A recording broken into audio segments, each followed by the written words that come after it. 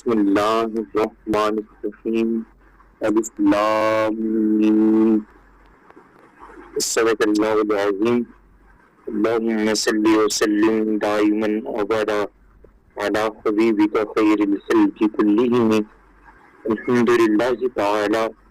اللہ رب العزت کا پایا فضل ہے، اس کی توفیق خیر سے آج کی اس پروقار تقریب میں ہم سب جمع ہیں۔ آج کی گفتگو کا عنوان جیسا کہ آپ سب احباب کو بتایا گیا کہ جو کلام صوفیہ ہے اس میں مرموز اور اشارات کے حوالے سے گفتگو ہونی ہے، اس کی رمزیت کیا ہے اور اس میں جو معنی افہیمی ہے یہ کیا ہے۔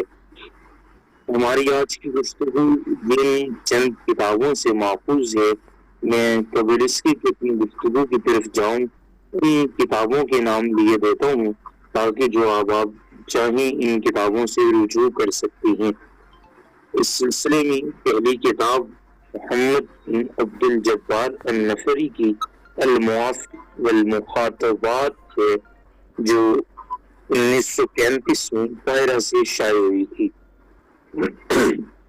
پھر علامہ فی التصوف ہے، جس میں ریسرچ اور ڈاکٹر عبدالحلیم محمود اور طاہر عبدالباقی سرور صاحب نے کیا تھا۔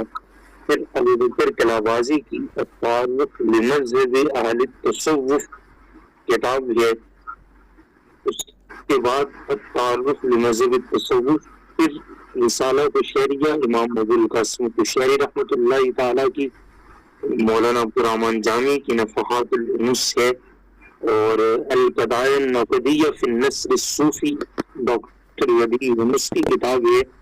اسی ضمن میں کچھ چیزیں میں نے النور من کلمات ابی تیفور جو عبدالرحمن بدوی نے جس کو مرتب کیا، یہ بنیادی طور پہ امام سہلجی کی کتاب ہے، اور شطحات الصوفیہ کے نام سے کتاب کو سے شائع ہوئی تھی، کچھ چیزیں اس میں سے بھی لی گئی ہیں رسالہ سے، اور قدامہ بن جعفر کی نقد النثر سے چند چیزیں میں نے لی ہیں جو آج کے اس مضمون کا حصہ بنیں گی۔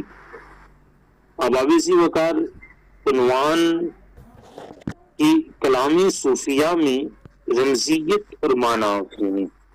تصوف ایک ذوقی اور وجدانی علم ہے۔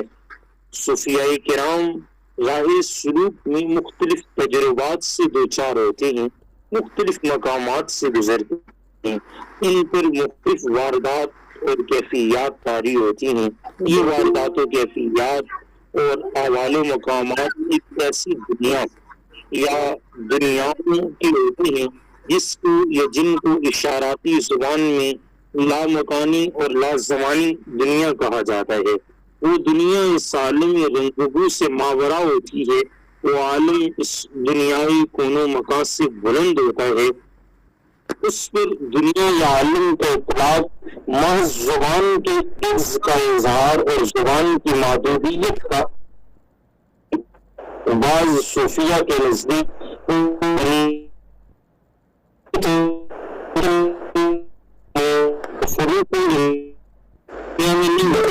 ایک دائرہ عجز کی دنیا ہوتی ہے۔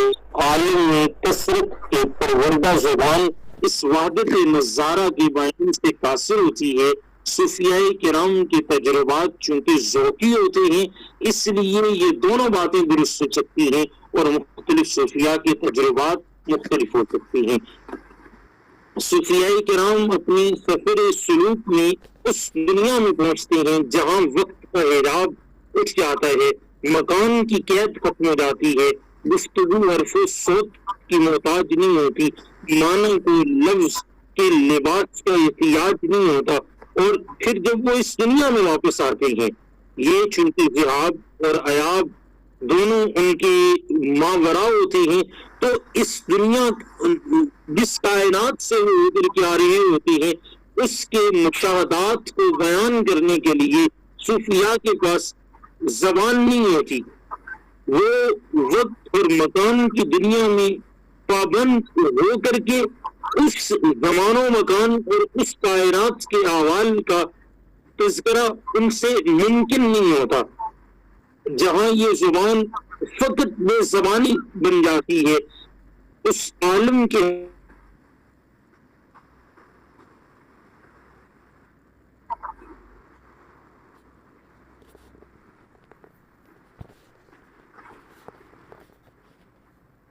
حقائق کو اس ملفوظی زبان سے ادا کرنا مشکل ہو جاتا ہے، اور ایک طرح کا ذہنی سفر ہوتا ہے جس کا آغاز میں کیا ہے۔ اس سفر میں وہ جن مشاہدات اور تجربات سے دو چار ہو رہے ہوتے ہیں، وہ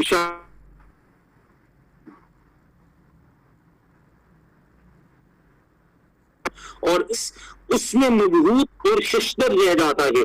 پھر جیسے جیسے اس کا مشاہدہ وسیع ہوتا چلا جاتا ہے، ان لامکانی حقائق کا ادراک جتنا زیادہ ہوتا چلا جاتا ہے، الفاظ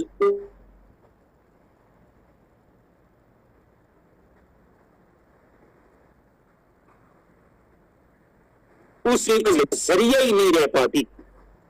میں نقل فرماتے ہیں علما اتسعت الرؤیت ضاقت العبارت، یعنی مشاہدہ جتنا زیادہ وسیع ہوتا ہے، الفاظ کی قبال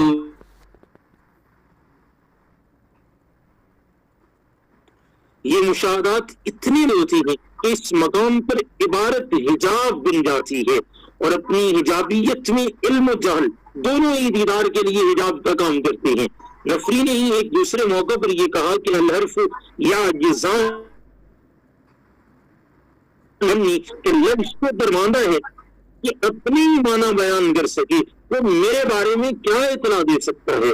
زبان کی ان تنگنائیوں کے باوجود ان مراحل سے دو چار ہونے والوں کے سامنے اور کوئی راستہ بھی نہیں ہوتا کہ وہ وہی زبان استعمال کریں جسے وہ جانتے ہیں اور جسے دوسرے سمجھتے ہیں۔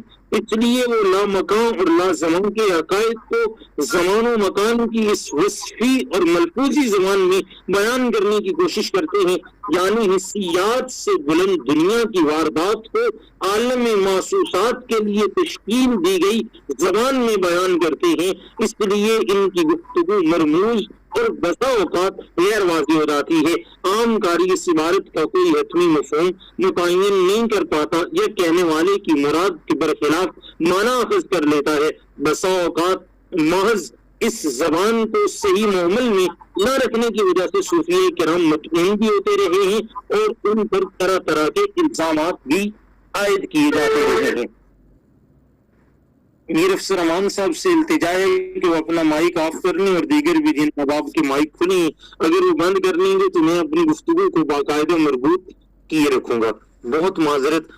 صوفیہ جن کیفیات سے دو چار ہوتے ہیں ان کو صرف وہی لوگ جان سکتے ہیں جو اس جہان سے آشنا ہیں جس کے وہ حقائق ہیں۔ وہاں اول تو کوئی زبان ہی نہیں، چونکہ زبان تو مخفی چیزوں کے بارے میں شرح کا کام کرتی ہے اور وہاں ہر شے آئینہ بنی ہوتی ہے۔ اگر ان مشاہدات کے لیے کوئی متعین زبان ہوگی بھی تو اس سے یہ سالکین واقف نہیں ہوتے، اس لیے وہاں کے حقائق کو بیان کرنے کے لیے کسی بھی ظاہری یا باطنی مشابہت یا مماثلت کے شائبہ کی بنیاد پر اس عالم رنگ و بو کا کوئی لفظ استعمال کرتے ہیں، وہ لفظ ان کی مراد نہیں ہوتا بلکہ مراد کے لیے صرف اشارہ یا تمثیل ہوتی ہے۔ اس لیے ان کی مراد کو سمجھنا اور ان کے کلام کو محمل حسن پر اتارنا ضروری ہو جاتا ہے۔ صوفیہ کو خود بھی ہمیشہ اس شے کا احساس رہا کہ جو الفاظ وہ استعمال کرتے ہیں ان الفاظ کے قالب ان معنی کے متحمل نہیں ہیں جو وہ مراد لے رہے ہوتے ہیں۔ اس لیے صوفیہ دراصل لفظ کے ذریعے اس کے معنی مراد نہیں لیتے مگر معنی کے معنی مراد لے رہے ہوتے ہیں، معنی کے معنی مراد لے رہے ہوتے ہیں۔ جس لفظ جس حقیقت کو کشود کرتا ہے وہ حقیقت مطلوب نہیں ہوتی بلکہ اصل حقیقت تو اس کے درون میں مخفی ہوتی ہے اور اس تک رسائی کے لیے لفظ صرف ایک وسیلے یا اشارے کا کام کیا کرتے ہیں۔ اس حقیقت کو عیاں دیکھنے کے لیے لفظ کی قبا کو چاک کر کے بطون معنی میں مشاہدہ کرنے کی ضرورت ہے، اور اسی لیے بعض صوفیہ نے یہ دعوت دی ہے کہ پیکر ملفوظات کی وادی سے گزر کر ہی وہ علم حاصل ہوتا ہے جو مکمل طور پر کامل ہے، جہاں یکتائیت ہے حق کی بھی اور ہر چیز کی بھی۔ میں نے ابتدا میں الف لام میم، یہ قرآن کریم کی سورہ بقرہ کی ابتدائی پہلی آیت کا ایک ایسا حصہ پڑھا جسے حروف مقطعات کہہ کر کے ہم آگے گزر جاتے ہیں اور ان کے معنی کو بیان نہیں کیا جاتا۔ محمود آلوسی رحمۃ اللہ تعالی اپنے تفسیر روح المعانی میں ارشاد فرماتے ہیں کہ اللہ رب العزت نے ان حروف مقطعات میں ایک حسن رکھا ہے، اور وہ حسن کیا ہے کہ جب کوئی بندہ رب کے قریب ہو جاتا ہے تو یہ حروف اپنے معنی کا اظہار خود کرنے لگ جاتے ہیں۔ اسی طرح جو صوفیہ کی کائنات ہے، جہاں لفظ اپنے معنی کا اظہار خود کر رہے ہوتے ہیں، وہاں عام بندوں کے لیے رموز اور اشارات کی زبان ایسی زبان ہے جو عام بندے کے لیے جس کا فہم مشکل ہو جاتا ہے، جس کا ادراک مشکل ہو جاتا ہے۔ اس لیے اس کلام کو یا تو اشارے سے تعبیر کیا جاتا ہے یا رمز کہا جاتا ہے۔ صوفیہ بھی اس کو اشارات ہی کہتے ہیں۔ ابو علی روزباری رحمت اللہ تعالی فرماتے ہیں ہمارا یہ علم محض اشارات ہے، اگر ان کو ملفوظی زبان کا جامہ پہنایا جائے تو ان کا مفہوم مخفی ہو جاتا ہے۔ یہ ایسا علم ہے جو اشاروں پر مبنی ہے، اگر ملفوظی زبان کا یعنی لفظوں کا جامہ پہنائیں گے تو ان کا مفہوم مخفی ہو جاتا ہے۔ اس کا پھر مطلب تو یہی ہوا کہ ان حقائق کو بہنا الفاظ میں بیان نہیں کیا جا سکتا، چونکہ وہ حقائق ملفوظی زبان کی قید سے بلند ہیں۔ ابو بکر کلابازی نے اس لیے ان علوم کو علوم خواتر، علوم مشاہدات اور علوم مکاشفات کہا ہے اور لکھا ہے اسے علم اشارہ اس لیے کہا جاتا ہے کہ دلوں کے مشاہدات اور باطنی کیفیات کی تشریح تحقیقی طور پر نہیں ہو سکتی، اس کی طرف فقط اشارہ ہی کیا جا سکتا ہے۔ ابو نصر السراج جن کی بڑی شرافت کتاب اللمع فی التصوف ہے، اس میں اشارہ کی تشریح کرتے ہوئے آپ فرماتے ہیں کہ متکلم خود تو اس بات سے آگاہ ہو، لیکن اس بات کے لطیف ہونے کی وجہ سے وہ اس کو الفاظ کا جامہ نہ پہنا سکے، اسے اشارہ کہتے ہیں۔ اشارہ کے مترادف ایک اور لفظ متقدمین صوفیہ کی اصطلاحات میں رمز استعمال ہوا ہے، جس کا میں نے اوپر ذکر کیا ہے۔ ابو نصر سراج رمز کی وضاحت کرتے ہوئے فرماتے ہیں کہ ظاہری الفاظ کے تحت ایسے باطنی معنی رکھ دینا جسے صرف رمز شناس صوفیہ ہی سمجھ سکے، کوئی دوسرا نہ سمجھ سکے، وہ رمز کہلاتی ہے۔ تو یہ تقریباً رمز اور اشارہ دونوں ملتے جلتے ہیں۔ بعض لوگوں نے آپ میں میرے جیسے جو اسیر الفہم ہے انہوں نے اعتراض کر دیا کہ یہ کیسی زبان ہے، اس کو کیوں نہیں سمجھا جا سکتا، ان روایات کو سمجھنا ہم لوگوں کے لیے کیوں مشکل ہو گیا ہے؟ تو اس پر ایک بڑے معروف صوفی ابو العباس ابن عطا رحمت اللہ تعالی وہ بڑے خاص انداز میں گفتگو کرتے ہیں، فرماتے ہیں کہ صوفیوں تمہیں کیا ہو گیا ہے، ایسے تم نے کیسے الفاظ وضع کر لیے ہیں جو عام لوگوں کے لیے غیر مانوس ہیں، اور عام رائج الوقت زبان کو ترک کر کے تم نے نامانوس زبان استعمال کرنا شروع کر دی ہے۔ ایسا تم کیوں کرتے ہو؟ کیا حقائق کی پردہ پوشی کے لیے یا اپنے مسلک کے عیوب پر پردہ ڈالنے کے لیے تم یہ سب کرنے لگ گئے؟ اب جب ابو العباس سے کسی نے یہ اعتراض کیا تو وہ جواب دیتے ہیں، کہتے ہیں چونکہ ہمارے نزدیک یہ علم ایک نایاب علم ہے، اس لیے ہم نے غیرت کھاتے ہوئے ایسا کیا ہے تاکہ ہماری جماعت کے سوا کوئی اور اس کا مزہ نہ چکھ سکے۔ اس کے بعد پھر انہوں نے کچھ اشعار لکھے، احسن ما اظہرہ،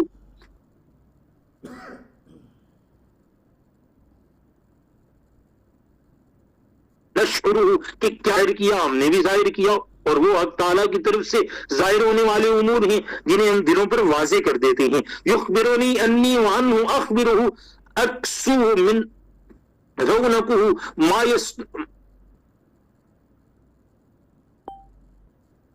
اسے کے متعلق خبر دیتا ہوں، اور میں اس کو ایسی آب و تاب پہناتا ہوں کہ ان جاہل لا یستطیع ینشرہ یفسد معناہ اذا ما یعبرہ، اس کی وجہ سے وہ ایسے جاہل لوگوں سے پوشیدہ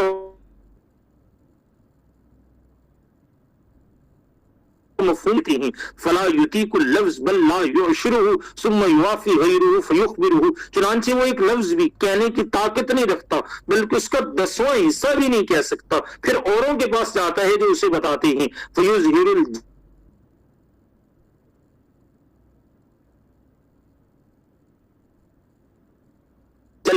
وہ جہالت کا اظہار کرتا ہے جس سے اس کے رمز کا وجود ظاہر ہو جاتا ہے، علم مٹ جاتا ہے اور اس کا نشان باقی رہ جاتا ہے۔ اور بھی 20 اشعار ہیں جو انہوں نے اسی مفہوم کو واضح کرنے کے لیے ارشاد فرمائے کہ صوفیاء نے اپنے ان اشارات اور رموز کا انکشاف فقط اپنے حلقے میں کیا ہے، چنانچہ آپ دیکھیں کہ ابتدائی عہد کے صوفیاء اپنے اشارات یا تو اپنی محفلوں میں بیان کرتے تھے یا صرف اپنے خطوط میں لکھا کرتے تھے، نہ انہوں نے ان کا اظہار عوام میں کیا اور نہ اپنی تصنیفات میں۔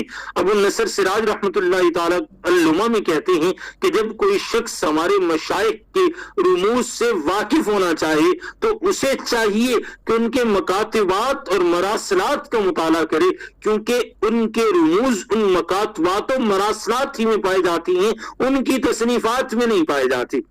کبھی کبھی ایسا بھی ہوتا ہے کہ صوفیاء کے یہ باہمی مکاتبات عام لوگوں کے ہاتھ لگ گئے، اشارات کو نہ سمجھنے کی بنا پر ان کے کھڑا کر دیا۔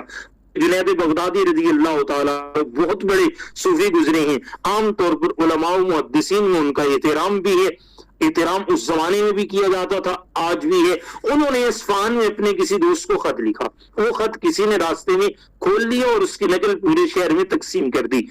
حضرت جنید بغدادی پر لوگوں نے طعن و تشنیع شروع کر دی، جس کی وجہ سے حضرت جنید نہایت پریشان ہوئے اور اس خط کے اثرات کو زائل ہونے میں ایک عرصہ لگ گیا۔ حضرت جنید بغدادی خود اس خط کا ایک جگہ پہ تذکرہ کرتے ہیں، فرماتے ہیں مجھے تمہارے خط کا جواب لکھنے سے صرف اس بات نے روکا کہ کہیں ایسا نہ ہو کہ میرے خط کا مضمون تمہاری لا علمی سے کسی اور کے ہاتھ لگ جائے۔ اس کی وجہ یہ ہے کہ مدت ہوئی کہ میں نے اصفہان کے کچھ لوگوں کو ایک خط لکھا تھا، کسی نے اسے کھول کر اس کی نقل لے لی، اس خط کی بعض باتیں کچھ لوگوں کی سمجھ میں نہ آ سکی اور میں انہیں اس الجھن سے نکالتے نکالتے تھک گیا، مجھے اس سے ان کی خاطر بہت رنج اٹھانا پڑا۔ یہ صوفیاء کرام شروع میں ان لطائف و اشارات کو عوام کے کیا کرتے تھے، فقط اس کا اظہار اصحاب حال کے سامنے ہی ہوتا تھا یا ارباب قلوب کو خطوط کے ذریعے سے یہ باتیں بتائی جاتی تھیں۔ ابو بکر شبلی جو 10ویں صدی کے ایک عظیم صوفی ہیں، وہ تصوف کے طریقہ سہو کے پیروکار تھے، لیکن ان پر احوال و واردات کا نزول بہت زیادہ تھا۔ انہوں نے ایک مرتبہ حضرت جنید بغدادی کو ایک خط لکھا، واردات کا اظہار کھلے لفظوں میں کیا۔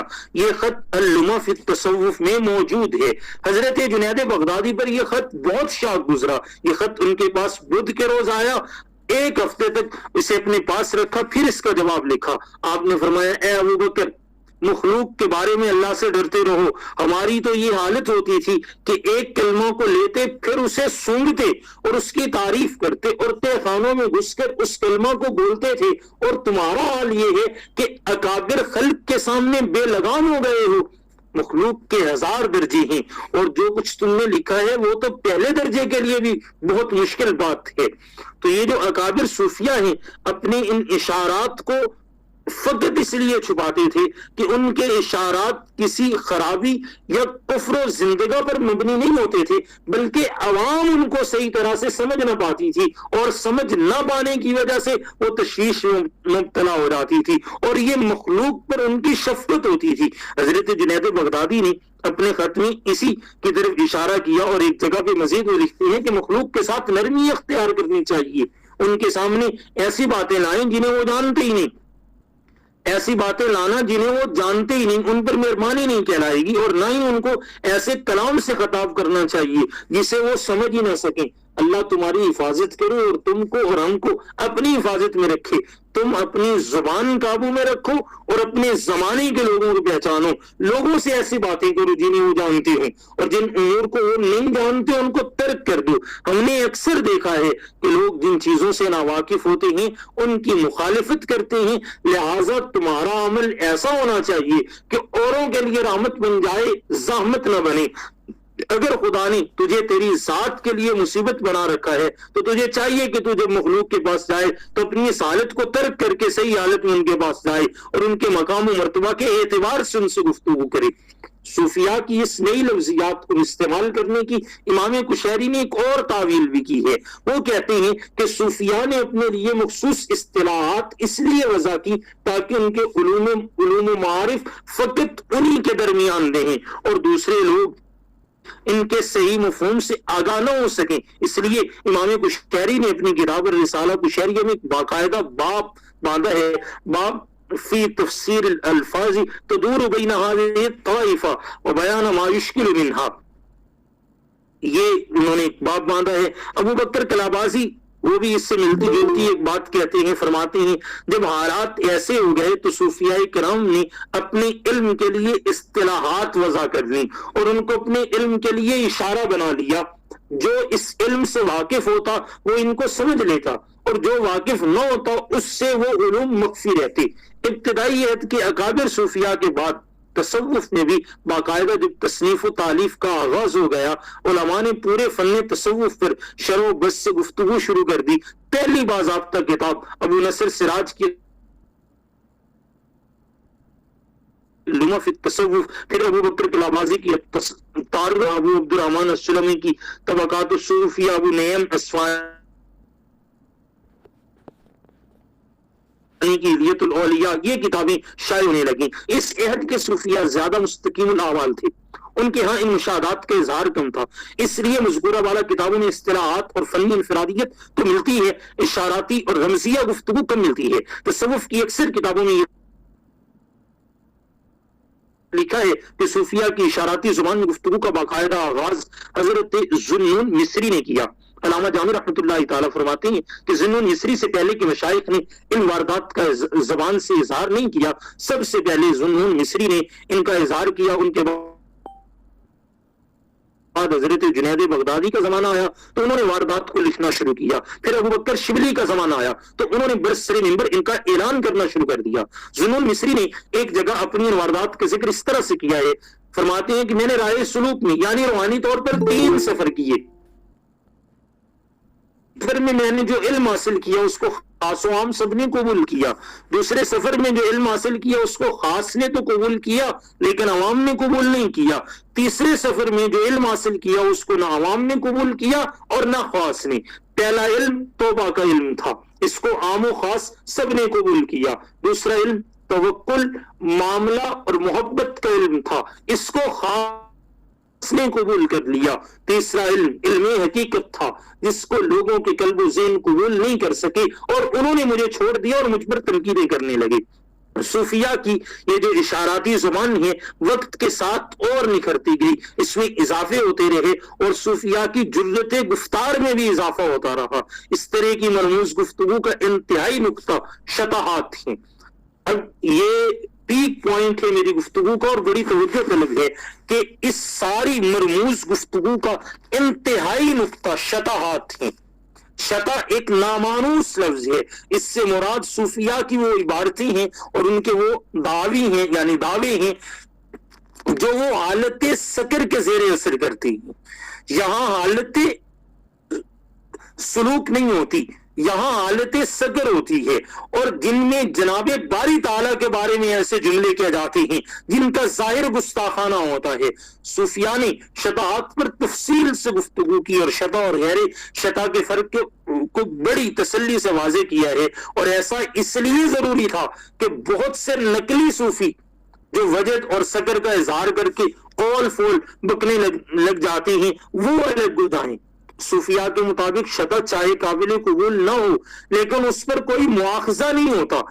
شطح کا تعلق یہ شطح کا صدور اس وقت ہوتا ہے جب سالک اپنے حواس میں نہیں ہوتا، اور جو اپنے حواس میں نہ ہو اس پر مواخذہ کیسے کیا جا سکتا ہے۔ ابو نصر سراج نے کتاب اللمہ میں شطحات پر ایک مستقل باب باندھا ہے، اور اسی طرح مشہور صوفی روزپان بکلی نے اس موضوع پر ایک ضخیم کتاب شرح شطحیات بھی لکھی ہے۔ اصل حاضر میں تصوف کے نامور اسکالر کارن ارنیسٹ نے بھی اس پر ایک باقاعدہ کتاب لکھی ہے۔ اس کتاب کا نام the words of ecstasy in Sufism ہے، آپ چاہیں تو اس کا مطالعہ کر سکتے ہیں۔ جب صوفیہ کی طرف سے ان شطاعت کا صدور ہونا شروع ہوا تو ابتدا میں یہ مسئلہ بہت پیچیدہ ہو گیا تھا اور عوام ان الفاظ کے صدور کی بنا پر صوفیہ کو متون کرنے لگی۔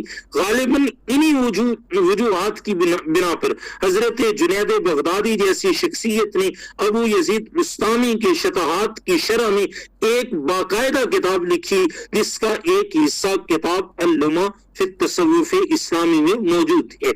شطاعت کے علاوہ بعض صوفیہ نے اپنے اس پورے سفر کو، جس میں سالک زمان و مکان کی کائنات سے گزر کر عالم برزخ اور عالم مثال تک پہنچتا ہے، سفر ناموں کی شکل میں بھی لکھ دیا۔ اس طرح کی کتابوں میں نفری کی المواقف اور ابن عربی کی الاسراء والمعراج بہت معروف ہیں۔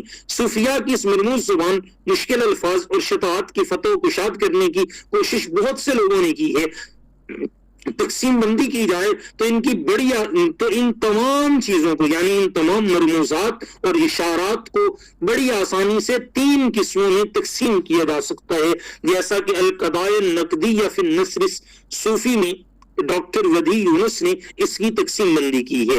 غور کیجئے، وہ کہتے ہیں کہ صوفیاء کے یہ مرموزات یا تو ذہنی ہیں یا حسی ہیں یا مجازی ہیں۔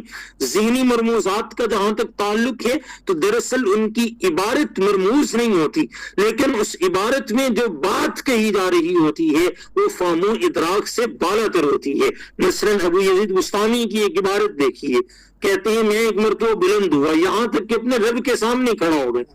میرے رب نے مجھ سے کہا، اے ابو یزید، میری مخلوق تجھ کو دیکھنا چاہتی ہے۔ تو ابو یزید نے کہا، مولا پھر تو مجھے اپنی وحدانیت سے مزین کر دے کہ تیری مخلوق مجھے دیکھے تو کہے کہ ہم نے تجھے دیکھا اور وہ تو خود ہی ہے اور میں وہاں نہ ہوں۔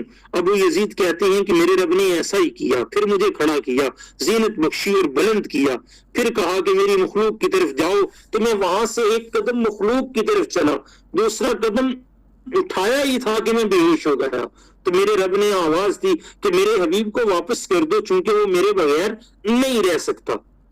ابو یزید نے اس میں اپنے قرآنی تجربہ کا ذکر کیا ہے جس میں خدا ان کے ساتھ ہم کلام ہوا۔ اب دیکھیے یہاں پر میں اس بات کی وضاحت کر دوں، چونکہ اس بات کے بعد بہت سے اشکالات اور بھی پیدا ہو سکتے ہیں کہ اکابر صوفیاء اس کی وضاحت خود کرتے ہیں۔ یہ تجربات حقیقی نہیں ہوتے بلکہ غایت عشق کا ایک مقام ہے جہاں سالک ذہنی طور پر ایسی کیفیت سے دوچار ہوتا ہے، ورنہ اللہ جل جلالہ اس کی ذات تو وراء الورا ہے۔ جہاں موسیٰ کلیم اللہ کو لن ترانی کا فیصلہ سنا دیا جاتا ہے، اس درگاہ میں کسی اور کی کیا مجال۔ ابو یزید بستامی کا یہ ایک ذہنی تجربہ تھا، ایک قلبی کیفیت تھی جس کا اظہار انہوں نے اس طرح سے کیا۔ یہ ان کے شطاعت میں موجود ہے، ان کے تجربے کا یہ بیان اپنی اظہار میں واضح ہے، اس کی زبان سادہ ہے لیکن اس کے اطلاقات کو سمجھنا ممکن نہیں، اگرچہ عبارت بڑی واضح تھی۔ اب دوسری قسم رمز حسی کی ہے، یہ عام طور پر ایک لفظ میں مرموز ہوتا ہے، یعنی صوفیہ کرام عالم میں محسوسات کے کسی ایک لفظ کے ذریعے اپنے روحانی تجربے کی کیفیت کو بیان کرتے ہیں۔ اس تجربے کے اظہار میں لفظ اپنے حسی معمول کے لیے تو واضح ہوتا ہے لیکن اس کی تکوین اور اس کے معنی کی گہرائی عام آدمی کی فہم سے بالاتر بلکہ بسا اوقات خلاف ہوتی ہے۔ ابو یزید بستامی ہی فرماتے ہیں، جب میں مقام وحدانیت پر پہنچا تو میرے لیے توحید کے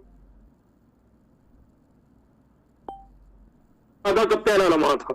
میں محض اپنی عقل کے سہارے اس میں 10 سال چلتا رہا، یہاں تک کہ میری عقل در مان گیا، جس کا جسم احدیت کا تھا اور جس کے پر دیمومت یعنی ہمیشگی کے تھے۔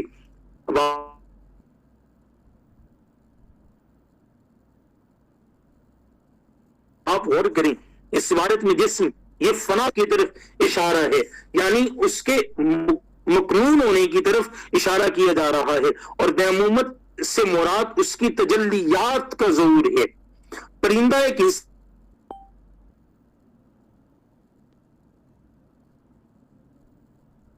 لیکن سالک وجود نہیں، اور اسی پرندے سے اس کا کوئی تعلق نہیں۔ سالک اپنے تجربے کو بیان کرنا چاہتا ہے، درماندگی میں اس کی زبان سے پرندہ نکلا، لیکن وہ کوئی واضح مشابہت اور مثالیت کا عامل نہیں۔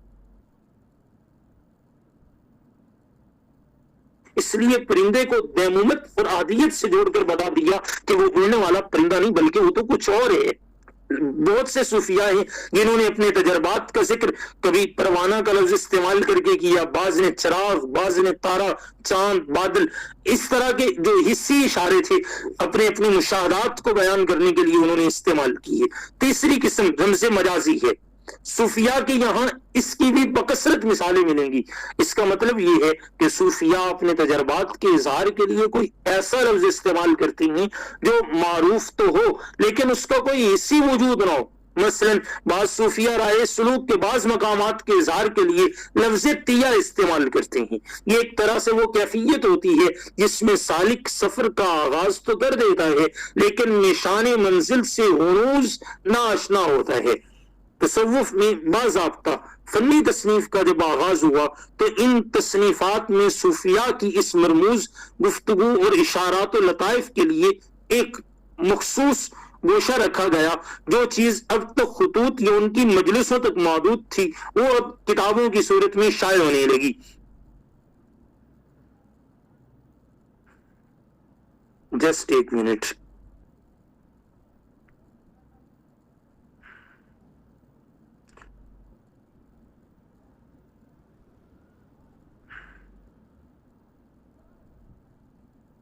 بات کو ختم کرتے ہیں۔ امام قشیری نے صوفیاء کے ذریعے استعمال ہونے والے مخصوص الفاظ کو خاص معنی دینے کی کوشش کی۔ انہوں نے تمہید یہ رکھی کہ جس طرح ہر فن کے ماہرین کی کچھ مخصوص اصطلاحات ہوتی ہیں اسی طرح یہ بھی صوفیاء کی اپنی اصطلاحات ہیں۔ ان کا مقصد اپنے مسلک کی انفرادیت اور نااہلوں سے ان اسرار کی حفاظت ہے۔ وہ فرماتے ہیں کہ یہ بات تو ہم سب کو معلوم ہے کہ ہر فن کے علماء خاص قسم کے الفاظ استعمال کرتے ہیں جنہیں دوسرے فن کے علماء اسی طرح استعمال نہیں کر سکتے۔ وہ آپس میں خاص اغراض کی بنا پر ان الفاظ کے معنی پر اتفاق کر لیتے ہیں۔ مسئلہ یہ کہ اس طرح مخاطب کو سمجھانے میں آسانی ہوتی ہے، یعنی جب یہ الفاظ بولے جائیں گے تو صوفیاء ان کا مفہوم پوری طرح سمجھ لیں گے۔ یہ لوگ آپس میں خاص قسم کے الفاظ اس لیے بھی استعمال کرتے ہیں تاکہ ان کے معنی صرف وہ اجمالاً سمجھیں اور دوسرے لوگ جو اس طریقے سے اختلاف رکھتے ہیں ان سے وہ معنی و مطالب پوشیدہ رہیں، کیونکہ ان کی غیرت گوارا نہیں کرتی کہ ان کے اسرار نااہلوں میں شائع ہوں۔ اس لیے ان الفاظ کے حقائق نہ تو کسی قسم کے تکلف سے جمع کیے گئے ہیں اور نہ کسی تصرف سے، بلکہ یہ وہ حقائق ہیں جنہیں اللہ تعالیٰ نے کچھ لوگوں کے دلوں میں القاء کر دیا ہے اور حقائق کے لیے کچھ لوگوں کے اسرار یعنی قلوب منتخب فرما لیے ہیں۔ تو یہ صوفیاء کی زبان ہے جس میں ان کے حقیقت کے جو مشاہدات ہیں، حقائق جو ان پر منکشف ہوتے ہیں، ان میں تعدد بھی ہوتا ہے، درجہ بندی بھی ہوتی ہے، ان تمام کا ذکر کیا۔ آخر میں ابو جعفر سعدلانی کی گفتگو سے بات کو ختم کرتے ہیں۔ فرماتے ہیں حقائق کی 3 قسمیں ہیں۔ یہ یاد رکھیے گا، یہ بڑی عام گفتگو، اس ساری گفتگو میں اس حصے کو سمجھنا نہایت ضروری ہے۔ فرماتے ہیں حقائق کی 3 قسمیں ہیں۔ پہلی قسم وہ حقائق جو شریعت کے تابع ہیں، دوسری قسم وہ حقائق جو علم یعنی شریعت کے تابع تو نہیں لیکن علم ان کا ساتھ دیتا ہے، اور تیسری قسم ان حقائق کی ہے جو جامع علم سے چھلک جاتی ہیں۔ ابو بکر شبلی فرماتے ہیں زبان 3 طرح کی ہوتی ہے، اول لسان علم، دوم لسان حقیقت، اور سوم لسان حق۔ لسان علم وہ جو واسطوں سے پہنچتی ہے، لسان حقیقت وہ جس کو اللہ بغیر واسطے کے الہام کی صورت دل میں اتارتا ہے، اور لسان حق کے لیے اس نے کوئی طریقہ نہیں رکھا۔ تو یہ لسان حق ہے جو اللہ نے ان کو عطا کی ہے۔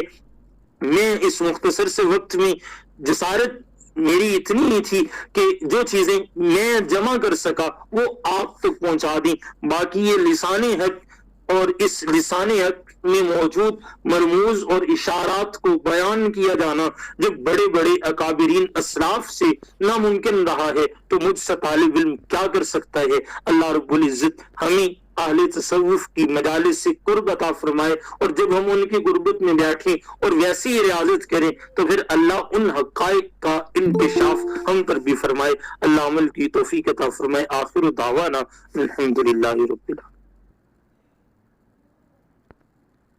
ہاں جی ماشاء اللہ جی، بہت خوب علامہ کاشف نور صاحب نے بہت ہی گہری تحقیق کے ساتھ یہ مقالہ پیش کیا۔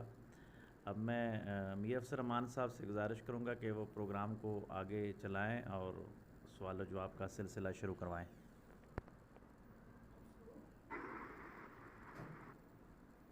ماشاء اللہ جی، کاشف صاحب نے بڑی علمی باتیں کی۔ میرا سوال یہ ہے کہ یہ جو تصوف والے حضرات نے یہ اصطلاحیں جو اپنے لیے مخصوص کر لی ہیں، ان سے عام آدمی کو کیا فائدہ پہنچا یا کیا پہنچ سکتا ہے؟ عام آدمی کے لیے میں نے بات ذکر کی تھی اپنی گفتگو میں کہ مخلوق کے 1000 درجے ہیں۔ اب جو جتنا علم کے قریب ہوتا ہے، عام آدمی بھی جتنا علم کی قربت اختیار کرتا ہے، اسی طرح اس پہ راز انکشاف ہونا شروع ہو جاتی ہیں، وہ معنی و مفاہیم اس پہ کھلنا شروع ہو جاتی ہیں۔ تو عام بندہ تھوڑی سی جب کاوش کرتا ہے تو اس پہ وہ چیزیں ظاہر ہونا شروع ہو جاتی ہیں۔ احمد جاوید صاحب کی گفتگو کا میں ریفرنس دوں گا خواجہ محمد قمر الدین سیلوی کے حوالے سے۔ کہتے ہیں کہ ان کی مجلس ایک کراچی میں، ہم نے مجلس میں حاضر ہوئے اور وہاں بیٹھے، پھر اس کے بعد جب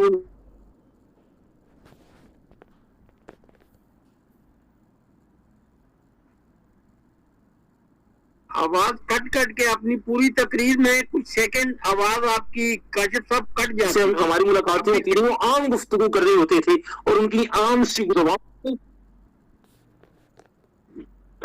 جی اب آ رہی ہے آواز؟ جی بیچ میں نا پوری تقریر میں اور اب بھی کچھ سیکنڈ کے لیے کٹ جاتی، یا کچھ مائک کا پرابلم ہے یا نیٹ کا پرابلم ہے۔ بہرحال یہ آپ بات شروع کریں۔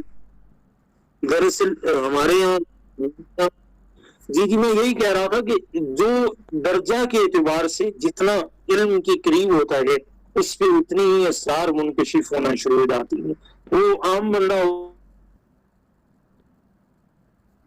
تھوڑی سی محنت کر لی۔ حضرت مالک بن دینار رحمت اللہ تعالی آپ فرماتی ہیں میں نے اپنی زندگی کا سب سے بڑا سبق ایک چرواہے سے سیکھا، اور وہ چرواہا بڑی کم عمر کا مالک تھا، یعنی بالکل اس کی کتابیں پڑھنے کی عمر تھی۔ میں اس سے پوچھتا ہوں کہ کہا کہ 3 چیزوں کا علم جاننا ضروری ہوتا ہے، اور میں نے وہ تینوں باتیں سیکھ لی ہیں۔ پوچھا کیا؟ کہتے ہیں آنکھ کا علم، کان کا علم اور زبان کا علم۔ پوچھا کہ مطلب کیا ہے بیٹا، آپ کیا کہنا چاہتے؟ اس نے کہا آنکھ کا علم یہ کی طرف اللہ نے دیکھنا منع کیا ہے، میں ادھر دیکھنے سے باز آ جاؤں، اور جدھر خدا مجھے جو دکھانا چاہتا ہے میں اس کو دیکھوں، یعنی جو میرے لیے حلال راستے ہیں ان کو دیکھوں، اور کانوں سے وہی سنوں جو اللہ رب العزت کی طرف سے میرے لیے جس کا سننا حلال ہے، اور زبان سے وہی بولوں جس کا بولا جانا میرے لیے جائز ہے۔ تو یہاں سے ابتدا ہوتی ہے، اور یہ صوفیاء کی گفتگو سے ہی سبق ملتا ہے۔ تو ان کے عام جو مراسلات ہیں ان سے بھی بہت سے اسباق آج بھی میسر آتی، فوائد الفوائد پڑھ لیں، بہت سی چیزیں سیکھنے کو ملیں گی۔ اب کسی نے ہاتھ تو نہیں بنایا سوال کرنے کا یا تبصرہ کرنے کا، اور لسٹ کے منافق ڈاکٹر یاسر حسین ستی صاحب اس پروگرام کے منتظم ہیں، ان کا پہلے آ رہا ہے، تو وہ جو تبصرہ یا کوئی سوال رکھ دیں۔ جی کاشف نور صاحب سے میں یہ سوال کرنا چاہوں گا کہ کیا صحابہ کرام کی زندگی میں کوئی ایسا کلام ملتا ہے کہ انہوں نے اس طرح کی کوئی گفتگو کسی خاص روحانی مقام پہ یا ذہنی مقام پہ جا کے کی ہو؟ صحابہ کرام کی زندگی سے بہت سی ایسی چیزیں ملتی ہیں، اس سے پوری ایک نشست کبھی کر لیں گے کہ صحابہ کرام کے کلام میں جو معنوی وسعت تھی وہ کیا تھی، اور اس سب سے زیادہ ادراک حضرت صدیق اکبر کو تھا، کیونکہ مقام قرب حضرت صدیق اکبر سب سے زیادہ قریب تھے۔ تو اللہ نے جو ان کو ادراک عطا کیا وہ کسی دوسرے کے حصے میں نہیں آیا۔ تو صحابہ کرام کی حیات سے بہت سی مثالیں ملتی ہیں۔ جی سائرہ سید صاحبہ۔ आपसे दरख्वास्त है कि अपनी बात रखें। अस्सलाम वालेकुम वरहमतुल्लाहि वबरकातुहू। अच्छा, मेरे लिए ये वाला मौजू ज़रा कदरे नया भी है और इंटरेस्टिंग भी है, और इसलिए बहुत सारे सवालात भी ज़हन में आ रहे हैं। मेरा सर काशिफ से ये सवाल है कि आजकल ये जो आपने बातें की और इदराक की भी बातें की, तो बहुत सारे लोग लिबादा ओढ़ के भी, सूफिया का लिबादा ओढ़ के वो अवामुन नास को लूटते हैं। अवामुन नास के पास क्या कैटेगरी हो? कैटेगरी तो हम कहते हैं ना, बस कुरान और सुन्नत हो। तो उसमें आपने जो 3 अक़साम बयान की और आपने उसमें कहा कि बाज़ औक़ात ऐसी बातें भी कर जाते हैं जो गुस्ताखी में शुमार होती हैं। तो हम अपने इर्द गिर्द जो पीरों फकीरों की कसरत देखते हैं, उनसे बहुत सारे सही नहीं होते, और वो यही वाली बातें होती हैं कि जी वो बड़े पहुंचे हुए हैं और वो अपनी इस हालत में बात करते हैं कि उन्हें पता नहीं होता। तो कैसे आप सच्चा सूफी ढूंढेंगे? किस तरह से ढूंढेंगे जब हम एक तो हम जनरल बात करते हैं, कुरान हदीस को हमने बुनियाद बनाई, आपने आज डिटेल बात की, इसकी रोशनी में हम एक सच्चे सूफी को कैसे तलाश करेंगे? आपका सवाल नहायत दिलचस्प है और इसका जवाब उतना ही दिलचस्प होना चाहिए। हजरत जुनैद बगदादी रज़ी अल्लाह तआला अन्हु आप फरमाते हैं कि कोई शख्स अगर हवा में उड़ता हुआ नजर आए या पानी की सतह पे चलता हुआ नजर आए, या वो मट्टी से परिंदे की मूरत बनाए और इशारा करे और वो मूरत उड़ के दरख्तों पे चली जाए, यानी वो परिंदा बनाए और उस परिंदे को उड़ा दे, जैसा कि हज़रत ईसा अलैहिस्सलाम का एक मौजज़ा था, मगर वो दीने नबूवत, दीने रिसालत में हुजूर की किसी एक सुन्नत का भी तारिक हो, वो शोबदाबाज होगा, अल्लाह का वली नहीं होगा। ये जो हमारे मुआशरे में सूफिया हमें नजर आती हैं और हमारे लिए आज इनको पहचानना बड़ा ही मुश्किल हो चुका है, तो आप यकीन कीजिए कि जब आप किसी सही भी, मैं इस चीज का बाकायदा तजर्बा कर चुका हूँ, आप किसी सूफी के पास आए, आपका दिल भी, आपकी निगाहें भी, आपका पूरा वजूद अदब से ऑटोमेटिकली झुक जाता है, आपको झुकाने की हाजत नहीं पेश आती। और बहुत से ऐसे हैं, मैं अब नाम नहीं लूंगा, मेरी निस्बत है उस आस्थाने से, मैंने उसी आस्थाने पे बैत कर रखी है।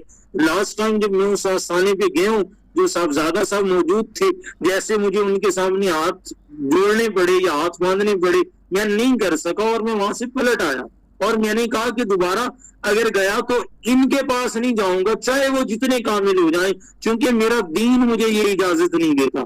जहां आपको दीन के मुनाफी अमल नजर आए, आप उससे बगावत करें। ज़ुकिर अल्लाह के मिस्ताक वही होते हैं जहां पे खुद ब खुद निगाहें झुक जाती हैं और जहां आपको दीन की झलक नजर आती। साहबा से बड़ा कोई सूफी नहीं था और साहबा सारे शरीयत के पास था, तो सूफिया भी वही है जो शरीयत के पास था और हमारे लिए तो माना जाना। बाकी तो आलमी हकीकत में वो जो मस्तियां करें उनकी अपनी दुनिया है, हमारा उससे लेना देना ही नहीं है। हमारा लेना देना तो आज की दुनिया ज़ाहिरी हयात से। जी डॉक्टर शहनाज ज़हीर साहबा, आपने कलाम करना है या सवाल करना है? जी अस्सलाम वालेकुम रहमतुल्लाहि व बरकातहू। पिछली नशिस्त में भी यही सवाल उठाया गया था जो अभी सारा तैयब साहब ने की है, साहिबा ने की है और काशिफ साहब उनका जवाब दे रहे थे। तो इस सिलसिले में पहले भी मैंने यही अर्ज किया था कि एक आम आंख जो होती है ना, उस पे तो वो असरार नहीं मुनकशिफ हो सकते कि आम आंख जो है वो लताफत की दुनिया के भेद या राज जो है उसके पीछे दौड़ रही है। तो लोग तो अपनी छोटी छोटी दुनियावी हवस, बल्कि तमन्नाएं, आरज़ुएं, बल्कि हवस पूरा करने के लिए दुआएं मंगवाने और उसमें जो है वो पीर साहब के पास आते हैं या जिसको सूफी समझते हैं उनके पास आते हैं या उन आस्थानों पे जाते हैं या खानकाहों पे जाते हैं या जिसको तबर्रक या सूफियाना शुमार करते हैं जिस इलाके को या जगह को या जिस दरगाह को, तो वो वहां जाते हैं। फिर वहां जो लोग बैठे होते हैं, अगर वो नापाक हालत का हुलिया बनाए रहे हैं कि वो बावजूद तक नहीं है, सर उनका नहीं धुला हुआ, कंगी उनकी नहीं की हुई, वाल उनकी टपकरी, कपड़े उनके साफ नहीं, और अजीब जो है वो उनकी हरकतें हैं, तो मेरे ख्याल में वो बिल्कुल ठीक नहीं है। वो भेस भरे हुए लोग हैं, क्योंकि शरीयत की छतरी के नीचे आप पाक साफ हालत में जो मुराकबा होगा या आपकी जो भी तवज्जो का इर्तिकाज होगा, उसके जो रूहानी इनामात जो आपको नसीब होते हैं, तो आगे ही बढ़ते चले जाते हैं और उसमें आप निखरते चले जाते हैं शरीयत की छतरी के नीचे। अब आप ये देखें कि इहा जो है सबसे ऊंचा मकाम है रूहानी, ठीक है ना, इल्हाम इहा। तो नबी करीम सल्लल्लाहु अलैहि वसल्लम को जब भी वही नाज़िल होती थी तो आपकी कितनी पुरसकून हालत होती थी, खुजू खुशू होता था, हैबत इलाही तारी होती थी, और आप कितनी अच्छी हालत में होते थे। तो ये जो बदहियती है या बहुत बुरी हालत, और फिर लोग समझते हैं कि शायद इन सूफिया को जो बहुत बुरी हालत में, बल्कि मैं तो कहती हूँ कि देखने में भी बुरी लग रही होती है, तो उसको ये समझ लिया जाए कि बहुत पहुंचे हुए बुजुर्ग हैं, इसलिए ये मैंने हैं, अपना होश ही कोई नहीं, बेखुदी की हालत में अपना दुखा। ये सारे ढकोसले हैं जो शिबुल कारा या बड़े सहीद पाको हिंद में पाए जाते हैं, और ये जिसको कहते हैं ना फीकुल वादिन यही मून, कि वो हर वादी में मुंह उठाए फिरते हैं, जहाँ हाय मन वजह जहाँ उनका मुंह मुड़ा और वही मुड़ जाते हैं, और वका जिसको कहते हैं वका यका, यानी उस वादी में गिर जाते हैं, वो गड़े में गिरे होते हैं, तो इर्द गिर्द कुछ नजर नहीं उन्हें आता। उस गड़े से जब ऊपर उठेंगे तो फिर दुनिया उसको नजर आएगी और अपने आप को हुलिया दुरुस्त करेगा वो। तो लोग जो है वो मेरे ख्याल में सूफियों की दरगाहों पे जाने के बजाय अगर उलूम हासिल कर लें, जिसको कहते हैं तालीम हासिल कर लें या कुरानुल हकीम सीख लें, तो नमाज पढ़ लें और अल्लाह से राब्ता जो है, तो सारे मसाइल उनके कुछ हल हो जाए। इस तवक्कुल की या वसीले की जरूरत नहीं, तो जो भेष भरा हुआ होता है, ठीक है। बाकी बुजुर्ग का एहतराम सबको वाजिब है, ठीक है। कबूल पे फातिहा भी जो है पढ़ लेनी चाहिए, हर बुजुर्ग का एहतराम करना चाहिए, लेकिन बिल्कुल बुजुर्ग की जो अजीब हालत है गौर करते रहे और आपके पीछे अकल का जो है वो कोई गाना मौजूद ना हो या कोई मयार मौजूद ना हो, और आप फिर समझते हैं कि इसको भी हम सूफी कह देंगे कि वो तो बेखुद है। तो ये सब जो है ये नफ्सियाती जो है, बल्कि मैं कहती हूँ अमराज है ये। अल्लाह पाक इस मुआशरे से बचाए और उसको सही पहचान नसीब फरमाए, ऐनक लगी हुई जो है वो चीज उसको सबज ना नजर आए, लाल ना नजर आए, नीली ना नजर आए। अल्लाह अरनी हकाइकल अशियाए कमा है। शुक्रिया। अभी जो है वक्त 1 घंटे के अंदर हमने इसको प्रोग्राम को कवर करना है, तो इसलिए, और इस प्रोग्राम की सदारत अभी फरमाएंगे जनाब फरीदुद्दीन मसूद बुरानी साहब। तो सब हज़रात से दरख्वास्त है कि मुख्तसर तरीन वक्त निकल जाएगा। आगे आप काशिफ साहब आपने कुछ बात करनी है या मैं आगे साहिबान को बुलाऊं? जी, मुझे बस जस्ट एक छोटी सी बात करनी है। एक सारा सैयद साहिबा और शहनाज, एक बात याद रखें और बड़ी जरूरी बात है कि आप जब बैत करती हैं तो बैत दीन में रहनुमाई और दीन में उन दर्जात के उसूल के लिए करते हैं जो अल्लाह ने उसको अता कर रखी होती हैं। इसके अलावा ये मालो दौलत या ये सारे वसीले वली के वसीले की जरूरत ही नहीं है। यहाँ आपको इस काम के लिए नहीं कहा गया। हुजूर बैत अकबा उला, बैत अकबा सानिया, बैत रिजवान, या जो बैत की हमारी पूरी तारीख चली आ रही है उसमें तौबा के बाद इकरार बिल लिसान और इकरार बिल कल, और उसके बाद अल्लाह के साथ जुड़ जाने और वज़ाइफ की बात होती है। तो जब मकसद बैत मालूम हो जाएगा तो फिर आपको याद होगा कि हमने किस सूफी के पास जाना है और उससे कहना क्या है। आप जब सूफी से मोहब्बत खुदाबंदी का करेंगे तो उसकी पेशानी पे पड़े हुए पसीने के कतरे आपको बताएंगे ये सच्चा ये झूठा।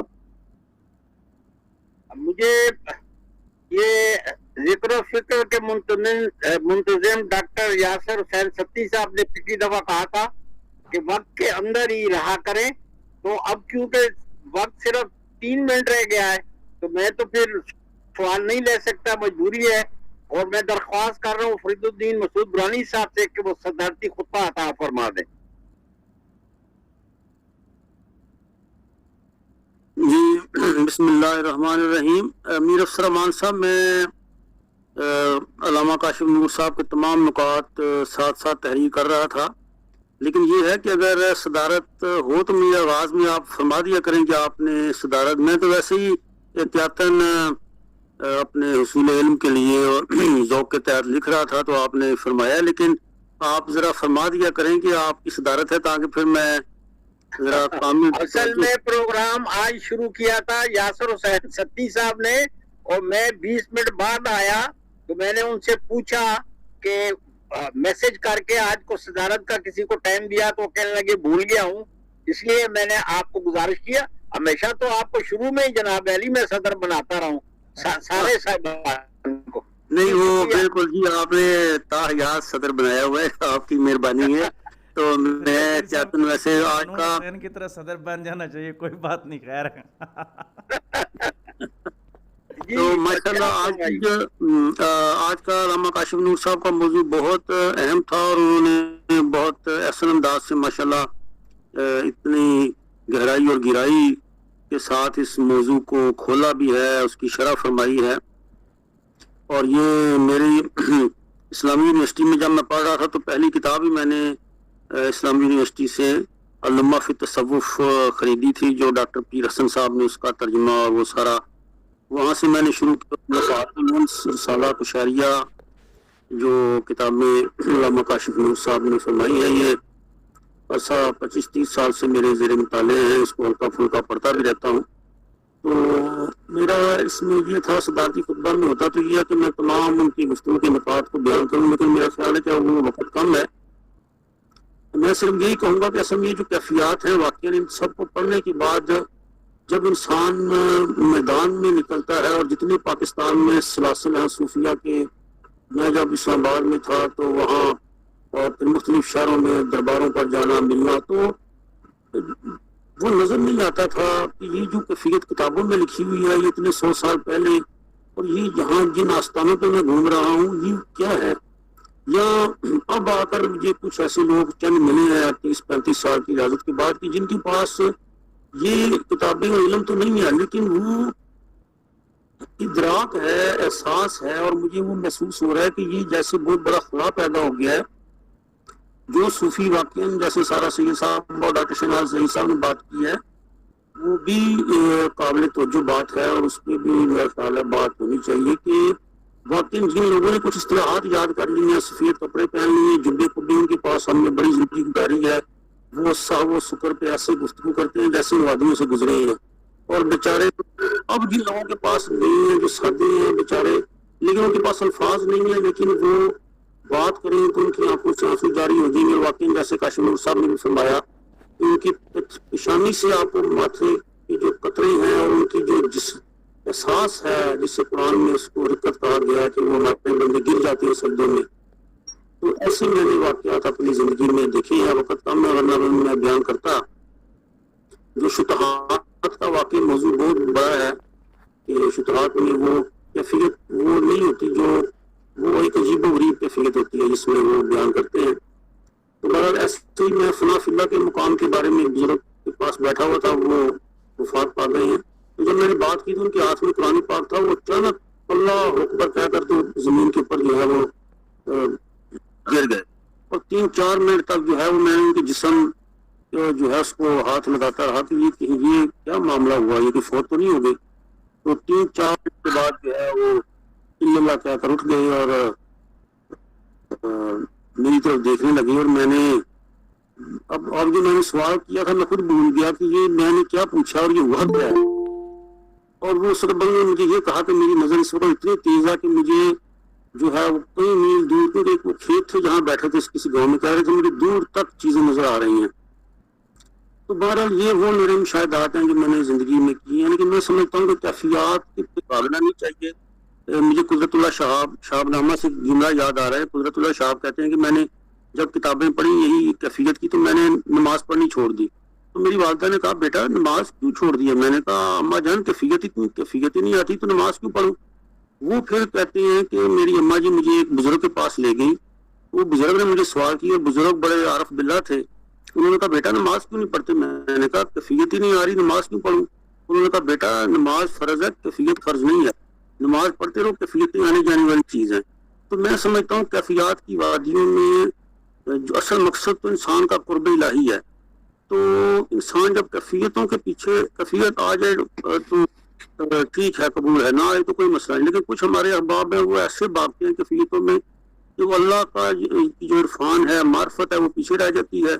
وہ کیفیتوں میں انتظار میں زندگی گزار دیتے ہیں. تو یہ بھی میرا خیال ہے کہ جو قرب زمانی اور مکانی ہے, اللہ کا جو قرب ہے وہ کیسے نصیب ہوتا ہے, اس کی طرف ہی رہنا چاہیے. نوافل کے ذریعے انسان اللہ کے قریب ہوتا ہے. ان کیفیات کو سمجھنا ضرور چاہیے, ان کتابوں کو پڑھنا بھی چاہیے.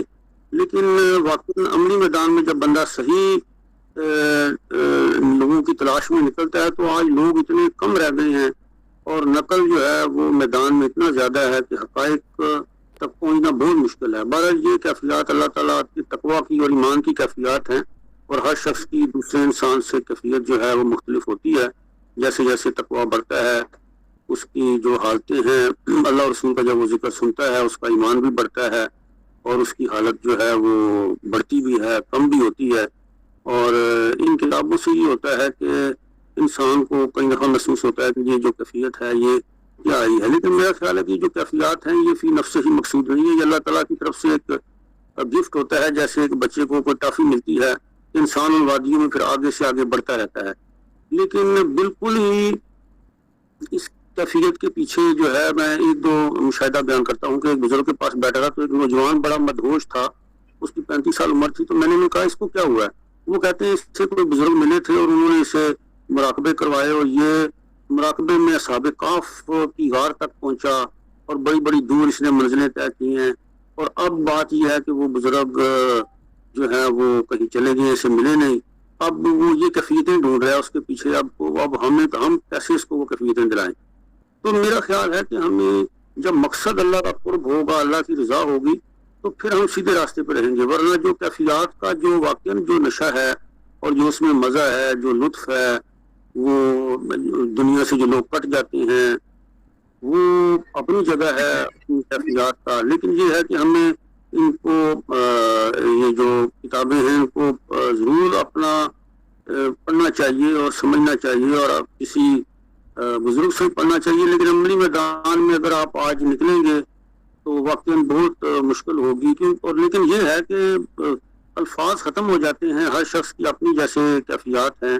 وہ جب کسی تجربے سے گزرتا ہے ذاتی تو آپ کئی دفعہ سے کہتے ہیں بیان کرو تو وہ کہتا ہے یار میں بیان نہیں کر سکتا, بس ایک احساس تھا. تو واقعاً یہ جو آخری انہوں نے کاشف نور صاحب نے جو انتہا کی ہے وہ جو آخری قول تھا وہ واقعاً بڑا سمجھنے والا ہے. لسان علم, لسان حقیقت اور لسان حق.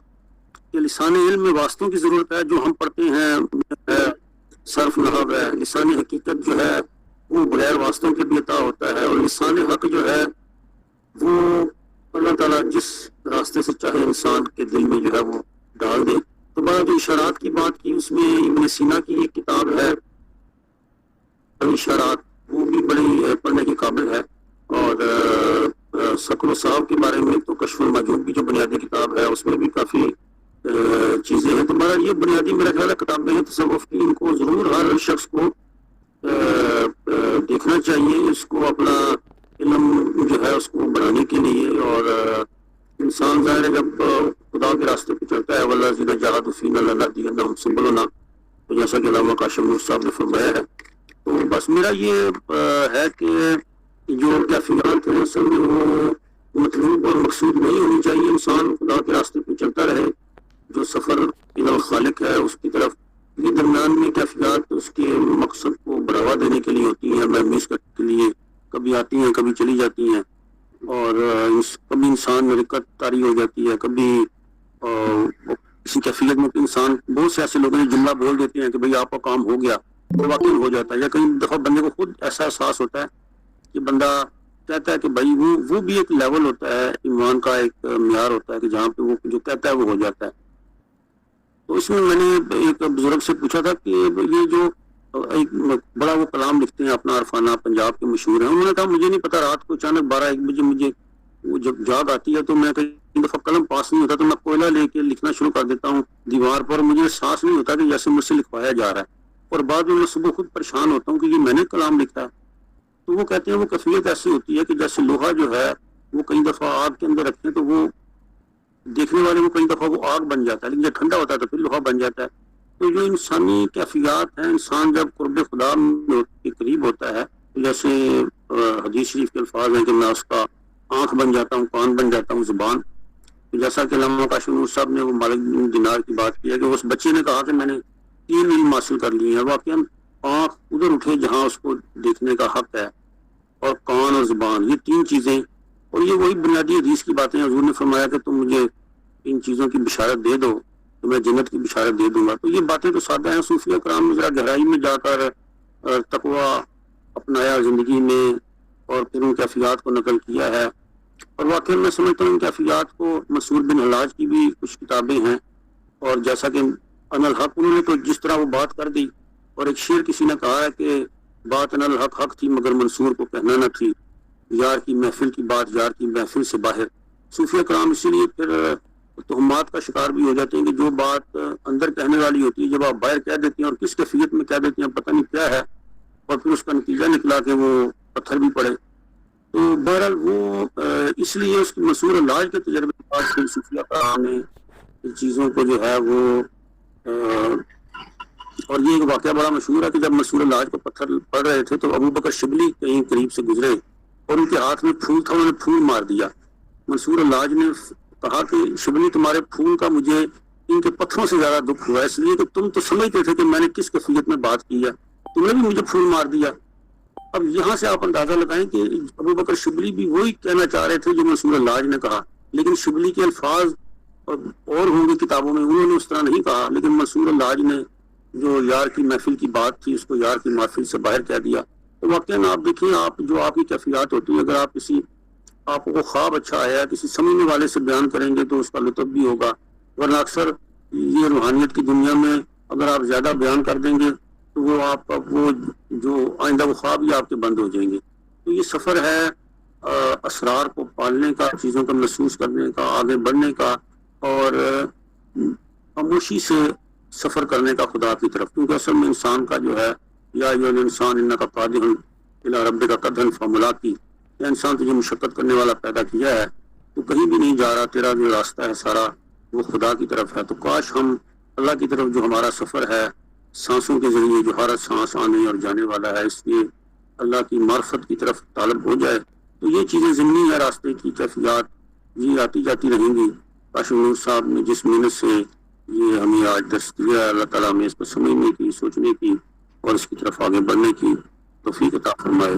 وآخر دعوانا الحمدللہ. محمد اکرم الوی صاحب، صدارتی خطبے کے بعد ہمارے جو فارمیٹ میں اس میں بات کرنے کی اجازت نہیں، تو آپ اگر مجھے معاف کر دیں تو آپ کی مہربانی ہوگی، میں آگے بڑھوں.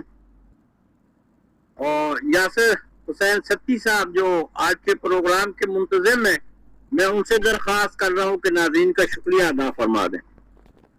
جی سب خواتین حضرات کا بہت زیادہ شکریہ، اور بالخصوص علامہ کاشف نور صاحب کا ایک دفعہ پھر شکریہ کہ انتہائی محنت کے ساتھ، علمی و تحقیقی انداز کے ساتھ مقالہ پیش کیا. اور فرید الدین صاحب کا بھی انتہائی مشکور کہ انہوں نے صدارتی خطبے کا حق ادا کر دیا، حالانکہ ان کو پہلے بتایا نہیں گیا تھا. اور یہ پروگرام آفیشلی تو ختم ہو گیا، لیکن اکرم الوری صاحب اگر بات کرنا چاہ رہے ہیں تو جب تک یہ لنک چلتا ہے تو وہ بات کر سکتے ہیں. جو لوگ موجود رہنا چاہیں تو وہ ان سے بات چیت کر سکتے ہیں. جی، جو صاحبان بات کرنا چاہیں اکرم الوی صاحب کیجیے اپنی بات، جب تک وہ بند نہیں کرتے اس وقت تک ہم وقت دے رہے ہیں. جی اکرم الوری صاحب ماشاءاللہ بڑے ہی فعال رکن ہیں، اور ہم ان سے کہیں گے کہ جلد آپ کے مقالے کا انتظار ہے، حلقہ تصوف میں لے کے آئیں. کافی انشاءاللہ میں بھی یہی چاہتا ہوں کہ یہ پلیٹ فارم زیادہ سے زیادہ فعال ہو اور مؤثر ہو. تو اس سلسلے میں عرض ہے کہ ماشاءاللہ بہت زبردست مقالہ پیش کیا ہے کاشف صاحب نے، اور اس میں مزید تبصرے اور گفتگو میں بہت تشنگی رہ گئی ہے، تو بہتر تھا، میری تجویز ہے کہ 1 گھنٹے کی بجائے اگر زیادہ تھوڑا سا ٹائم جو ہے اگر زیادہ بھی ہو جائے، 5-10 منٹ، زیادہ نہ کریں، 5-10 منٹ اگر کبھی اس قسم کی صورت حال میں زیادہ بھی ہو جائے تو کوئی حرج نہیں ہے، ایک میری تجویز ہے یہ، کیونکہ جب اس قسم کی چیزیں جو ہیں وہ سامنے آتی ہیں تو ضروری ہوتا ہے کہ تشنگی ختم ہونے تک جو ہے تھوڑی سی گفتگو جو ہے ہوتی رہے، نمبر 1۔ دوسری چیز جو ہے یہ میں کئی پروگرام میں نے دیکھا ہے، دیکھیں تصوف جو ہے وہ جتنا با کمال علم ہے، جتنا اس علم کی جتنی اہمیت ہے، اسی طرح سے یہ علم تنقید کا بھی اور تنقیص کا بھی اسی طرح یہ ہدف بنتا ہے۔ تو میں اپنے شرکائے محفل سے گزارش کروں گا کہ ہر مرتبہ جو ہے پروگرام میں نے دیکھا ہے کہ بین السطور کی بحث جو ہے وہ وہیں کی وہیں رہ جاتی ہے، بین السطور پر جو ہے وہ گفتگو رک جاتی ہے، اور زیادہ تر تنقیص جو ہے اسے ہم مسئلہ بنا کر اس پر ہم گفتگو شروع کر دیتے ہیں، اور اس طرح میں سمجھتا ہوں کہ مضمون نگار کی جو کاوش ہے، جو ان کے مزید خیالات سے ہم استفادہ کر سکتے ہیں، اس سے ہم محروم رہ جاتے ہیں۔ تو میں عرض کروں گا یہ تصوف پر تنقید جو ہے وہ ہر صورت، ہر جملے پر ہو سکتی ہے، اور یہ مضمون جو ہے آج کا رمز و اشارات یہ اسی چیز کو یہ واضح کرتا ہے۔ تو ہمیں اس سے بچنا چاہیے، بین السطور پر ہمیں سوال اٹھانا چاہیے اور بین السطور پر ہی ہمیں تبصرہ دینا چاہیے۔ بہت بہت شکریہ جی۔ جی تو بھیا بانو صاحبہ، جب تک نیٹ والے ہمارا یہ پروگرام بند نہیں کرتے اب لوگ گفتگو کرتے جائیں۔ بسم اللہ الرحمن الرحیم، السلام علیکم ورحمۃ اللہ وبرکاتہ۔ جی بہت دلچسپ پروگرام ہے، میں حالت سفر میں ہوں اور ابھی گھر پہنچی ہوں، اور میں نے جوائن کیا کیونکہ یہ میری پسند کا پروگرام ہے، اور جیسے اس پہ ہم پہلے بھی ڈسکشن کر چکے ہیں کہ جو ابھی ڈاکٹر شہناز ظہیر صاحبہ جو بات کر رہی تھی کہ وہ اداکاری اور وہ ساری وہ چیزیں ہم شروع ہی میں ڈسکس کر چکے ہیں، جب میں نے اپنا تصوف کی تعریف اور اس کے حوالے سے آغاز ہی میں، کہ یہ تو ایسی پاکیزہ کیفیت اور یہ تو باطن کی جو نورانیت ہے، اور اس کا کسی قسم سے بھی تعلق نہ کسی اداکاری سے ہے، نہ کسی رلیہ بنانے سے ہے، اور نہ کسی قسم کے ظاہر پرستی سے یا اپنے سیلف پروجیکشن سے نہیں ہے، بلکہ یہ تو باطن کی اس کیفیت کا نام ہے جو اللہ تعالیٰ سے اپنا تعلق قائم کرنا چاہتی ہے اور کرتی ہے۔ اور جیسے حدیث قدسی کا بھی ذکر ہوا کہ جب بندہ نوافل کے ذریعے میرے قریب ہوتا ہے تو میں اس کا ہاتھ بن جاتا ہوں جس سے وہ پکڑتا ہے، میں اس کی آنکھیں بن جاتا ہوں جس سے وہ دیکھتا ہے، میں اس کی زبان بن جاتا ہوں جس سے وہ بولتا ہے، میں اس کے پاؤں بن جاتا ہوں جس سے وہ چلتا ہے، اور اس کی دعا قبول کرتا ہوں۔ تو یہ تو پہلا اصول ہے اخلاص کا اور خلوص کا اور حقیقت اعلیٰ تک پہنچنے کا، اور الحمدللہ ہم مسلمان ہیں، اور اسلامی تصوف کا تقاضا یہی ہے کہ ہم شریعت، طریقت، معرفت کے ذریعے سے حقیقت تک پہنچے۔ اس کے علاوہ کوئی جو بھی دوسری چیزیں ہیں وہ کچھ اور ہو سکتا ہے، وہ تصوف نہیں ہو سکتا، اور ہم اس کے قائل بھی نہیں ہیں، اور وہ ہمارے نزدیک کوئی اہمیت نہیں رکھتا۔ بہت بہت شکریہ۔ شاہ الطاف صاحب کے تبصرے ہمیشہ بڑے وزنی ہوتے ہیں، ہمارے قلم کارواں کے پروگرام جو فزیکلی ہم ہر منگل کو کراتے ہیں اس میں شریک ہوا کرتے ہیں آپ۔ میں درخواست کر رہا ہوں شاہ الطاف صاحب سے کہ وہ بھی اپنا انپٹ دیں۔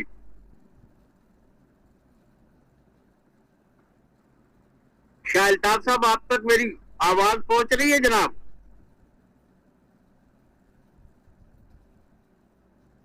شاید ان تک آواز نہیں پہنچ رہی۔ اور کوئی صاحبان بات کرنا چاہے تو ہاتھ کا نشان بنائیں یا اپنا مائک کھول لیں، جو بھی صاحب بات کرنا، صاحب یا صاحبہ بات کرنا چاہتے ہیں۔ السلام علیکم۔ جی لبنہ فروخ صاحبہ۔ جی میں یہ کہنا چاہ رہی ہوں کہ تصوف تو میں تو یہ سمجھتی ہوں کہ یہ تصوف یہ ہے کہ ہمیں لبنہ صاحبہ آواز ذرا آپ کی دھیمی ہے جی، ذرا تیز ہو جائے، ذرا مائک سے دیکھیں۔ اچھا جی، मैं ये कह रही हूँ तसव्वुफ में मुझे तो यही समझ आती है कि इंसान को रूहानियत अगर मिलती है तो उसको अच्छाई और बुराई की इसमें तमीज आ जानी चाहिए। जो हमें अच्छाई और बुराई जो है हमें समझ आ जाए कि ये चीज ठीक है और ये चीज गलत है, तो जब हम अच्छाई और बुराई में हम लोग तमीज कर लेते हैं तो फिर हमें सिरात मुस्तकीम की तरफ हम बढ़ते हैं, तो हमें सीधा रास्ता जो है वो नजर आना शुरू हो जाता है। तो क्या कुरान जो है हमारे लिए काफी नहीं है कि हम तसव्वुफ हमारे लिए क्यों जरूरी है? क्या कुरान हमारी रूहानी तसव्वुफ की जो चीजें हैं वो पूरी नहीं कर पाता? क्या कुरान के जरिए से हमारे अंदर का वो तज़किया नहीं हो सकता कि हमें अलग एक तसव्वुफ का एक शोबा हमें खोलना पड़ गया है? इसका मुझे था ये क्वेश्चन था।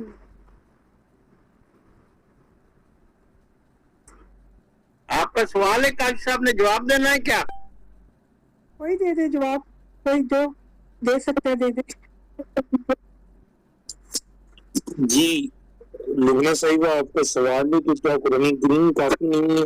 कुरान करीम की तफसीर सूफिया भी तो करते हैं। ये तफसीर तुस्तरी क्या है या तफसीर इब्न अरबी है या बेशुमार तफसीरें जो इन सूफिया ने इशारात के हवाले से लिखी हैं, और सारी कुरान की तो तफसीरें।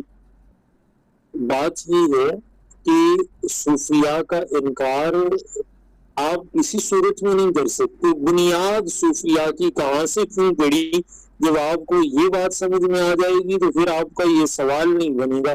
वो कि ये मेरी गुफ्तगू से रिलेटेड सवाल नहीं है, मगर मैं इसका जवाब देता हूँ। आप अगर कश्फुल माजूब को पढ़ें या रिसाला कुशैरिया को, ये दीगर जो हमारी बुनियादी सूफिया की किताबें हैं, उनमें ये बात बड़ी वजाहत के साथ लिखी गई है कि सूफी कहा ही उसे जाता था जो मुबल्लिग होता और तमाम उनसे के लोगों को की तरफ बुलाता। बाकी तो सारे अपने अपने शोबे के मुतखस्सिसीन होते थे, जो अपने शोबे में काम कर रहे होते थे। यानी फनी हदीस का माहिर फनी हदीस में बैठा काम कर रहे, फनी तफसीर का माहिर फनी तफसीर में अपने शोबे में बैठा, उसके एक महदूद हल्का है। सूफी वो होता था जो इन तमाम उलूम का जामे होकर के लोगों को तबलीग करता था। और सूफी का काम इमाम हजरत मौला अली करीम से इसको शुरू करें और फिर चले आए। तमाम सूफिया का बुनियादी काम ये था। अब वो नहीं रहा, अब मुबल्लिग और बन गए और हैयत और शक्ल इख्तियार करके अब गलत हुए। ये सूफिया किस में उसी नबूवत की एक किस्म में बात आगे चल रही है। नबूवत बंद हो गई, नबूवत के बाद अब वो नबवी मिशन दे दिया गया कि ये नबवी मिशन है, तुमने लेकर के आगे चलने। तो काम तो उनका भी कुरान से ही होगा। कुरान नहीं मानेंगे तो वो क्या करेंगे? मोहम्मद इरफान साहब तुम्हें वो अपनी गुफ्तगू रख लें। मोहम्मद इरफान साहब,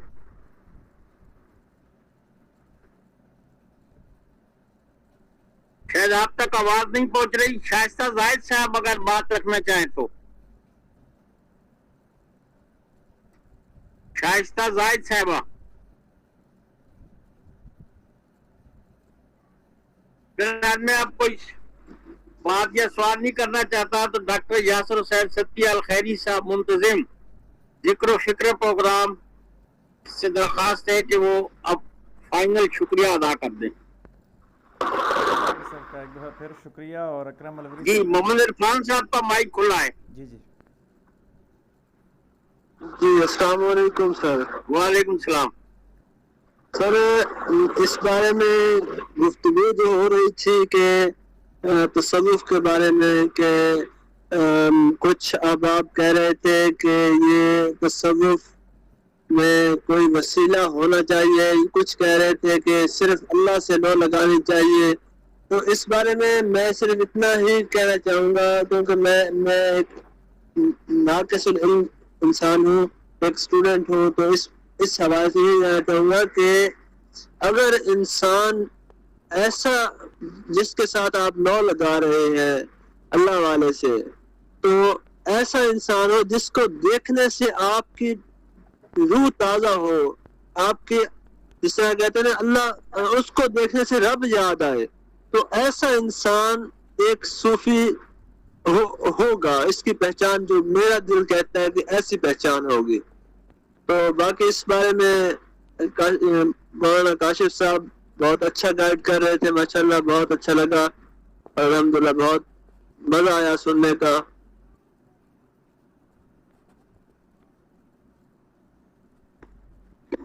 جی ڈاکٹر یاسر حسین ستی صاحب.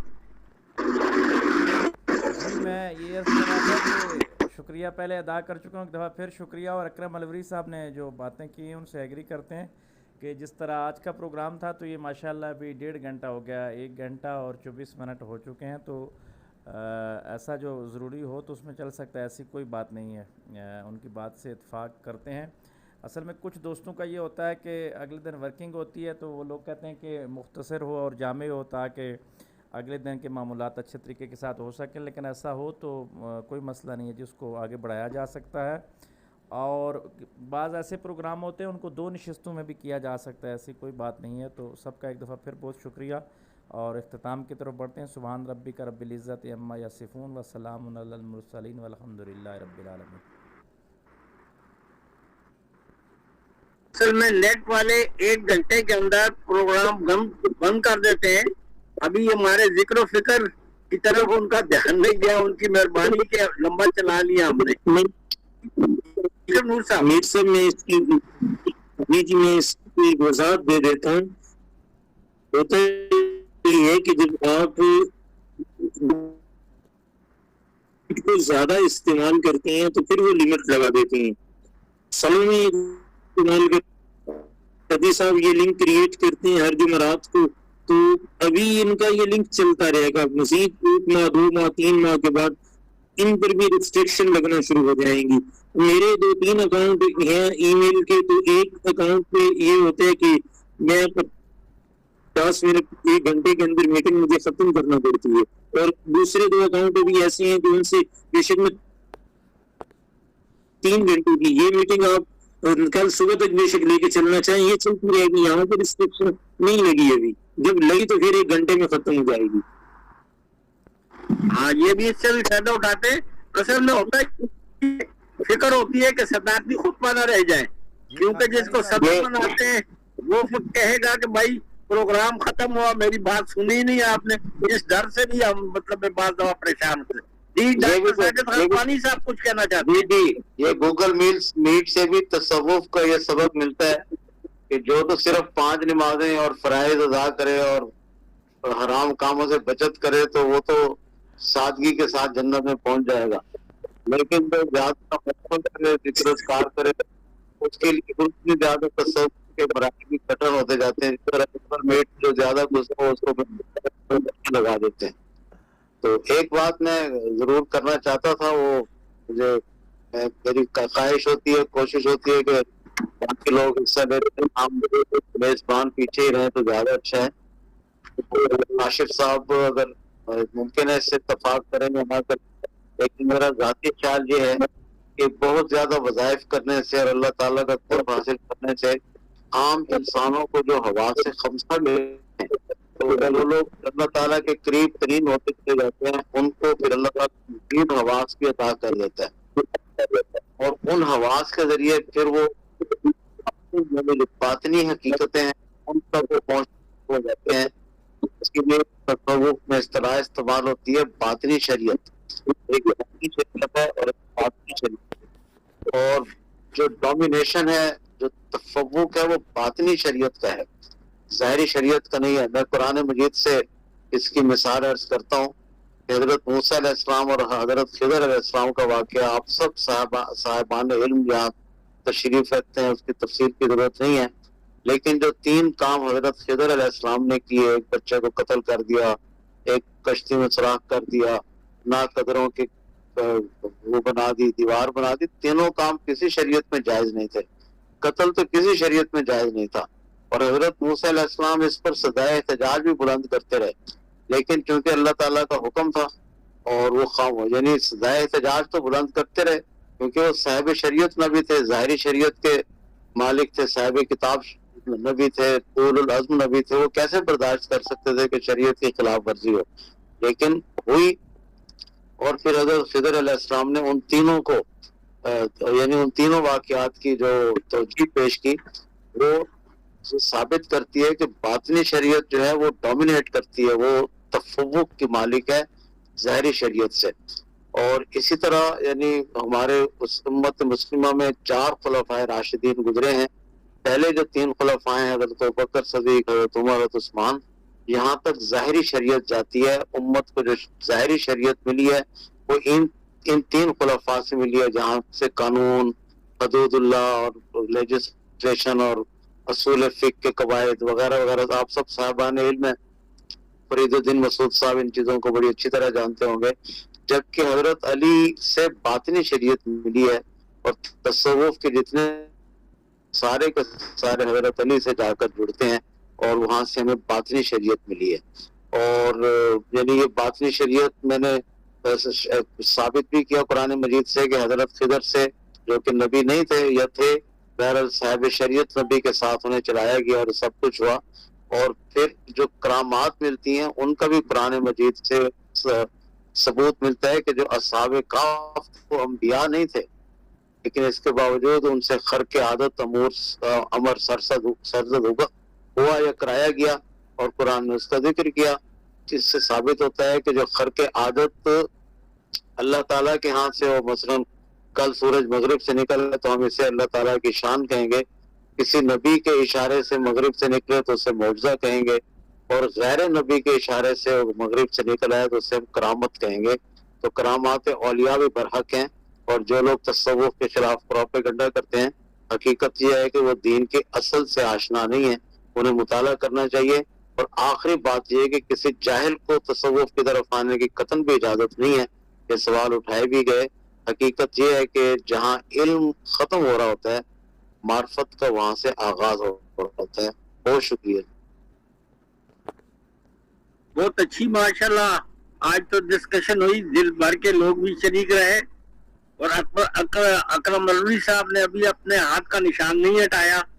کیا وہ احتجاج کر رہے ہیں؟ کچھ بات کرنا چاہتے ہیں کریں، نہیں تو ہاتھ کا نشان ہٹا دیں، ہم آگے بڑھیں. سر مہربانی اگر اجازت ہو تو ستی صاحب اجازت ہے، ہم ہمارے منتظم نے دے دی، بالکل کریں بات. یہ کاشف نور صاحب سے ایک درخواست تھی، ایک سوال ہے ان سے. ایک عام طور پر واقعہ بیان کیا جاتا ہے حضرت شیخ عبدالقادر جیلانی رحمۃ اللہ علیہ کے حوالے سے کہ شیطان نے جو ہے وہ عدل کا ہے اشارہ دیا اور یہ کہا کہ عبدالقادر ہم نے تیری عبادت قبول کر لی ہے، تجھے نفس نے بچا دیا. میرے کہنے کا مقصد یہ ہے کہ وسوسہ شیطانی کے حوالے سے بہت کم گفتگو جو ہے وہ تصوف کی کتابوں میں ملتی ہے. جہاں تک میں اپنے نالج کے حوالے سے، اپنے مطالعے کے حوالے سے بات کر رہا ہوں، اس قسم کے واقعات جو ہے وہ صوفیہ نے بہت کم بیان کیے ہیں. کوئی کاشف نور صاحب اگر اس سلسلے میں یا فرید الدین صاحب کوئی اس سلسلے میں رہنمائی کر سکیں. دیکھیں گزارش یہ ہے کہ روحانی سفر جو ہے وہ تو برحق ہے روحانی سفر، لیکن روحانی سفر کے دوران جو مشکلات ہیں، سفر سلوک میں جو مشکلات ہیں، ان سے آگاہی حاصل کرنا وہ بہت ضروری ہے.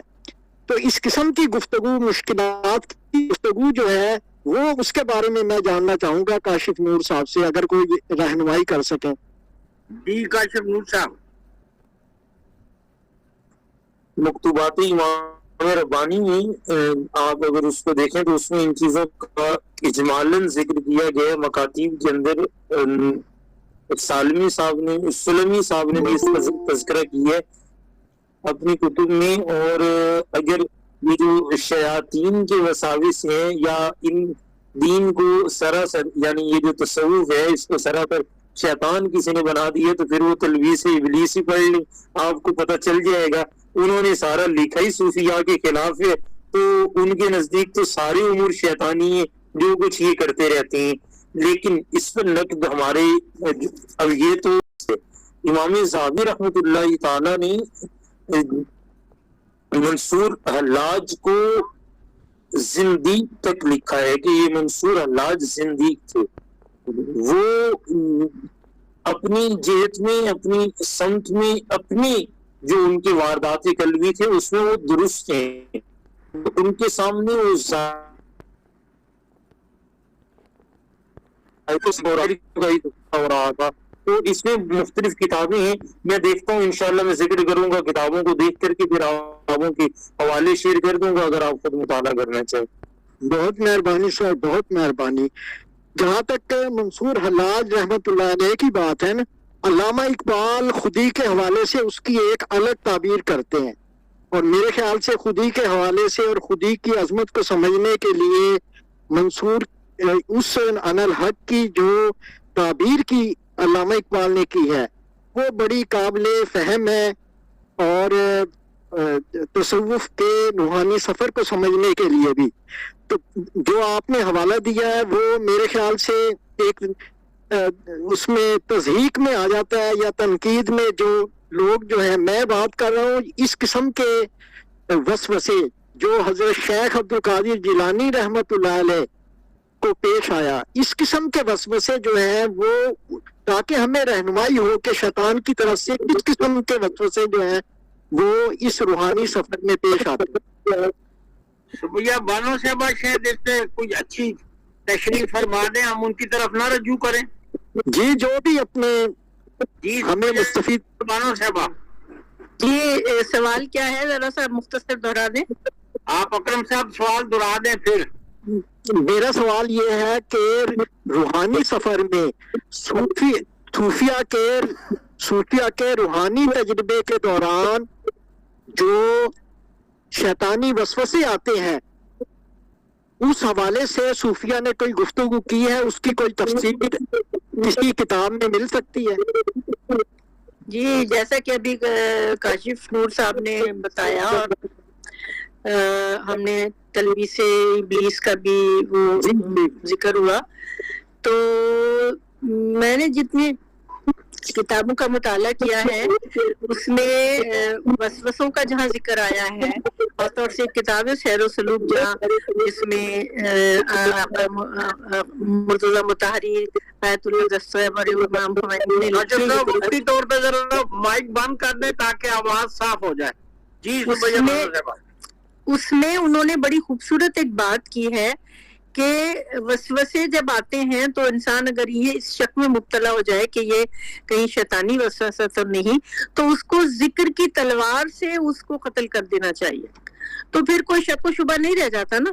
اگر آپ ذکر الہی میں اپنی زبان کو مصروف رکھتے ہیں، اپنے قلب کو ذکر خفی میں مصروف رکھتے ہیں، اور اللہ تعالیٰ کے اسماء حسنہ اور درود اور استغفار پڑھتے ہیں، اور ظاہر اللہ کو اپنے ذہن میں رکھ کر اپنا مرکز، اپنا توجہ اس طرف رکھتے ہیں، تو پھر ہر قسم کے شیطانی وسوسے کی نفی ہو جاتی ہے. تو پھر کسی قسم کا کوئی اس میں شر کی یا اس قسم کی شک و شبہ کی گنجائش نہیں رہ جاتی.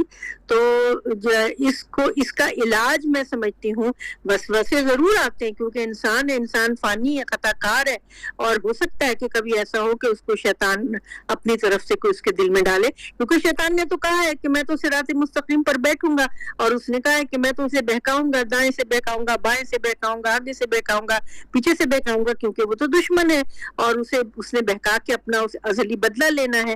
لیکن اللہ تعالیٰ نے بھی اس کو اجازت دی ہے، جا تجھے وقت سے معلوم تک کی اجازت دی ہے، اور تیرے بہکائے میں سب آ جائیں گے مگر الا عباد اللہ المخلصین، میرے مخلص بندے تیرے بہکائی میں نہیں آئیں گے.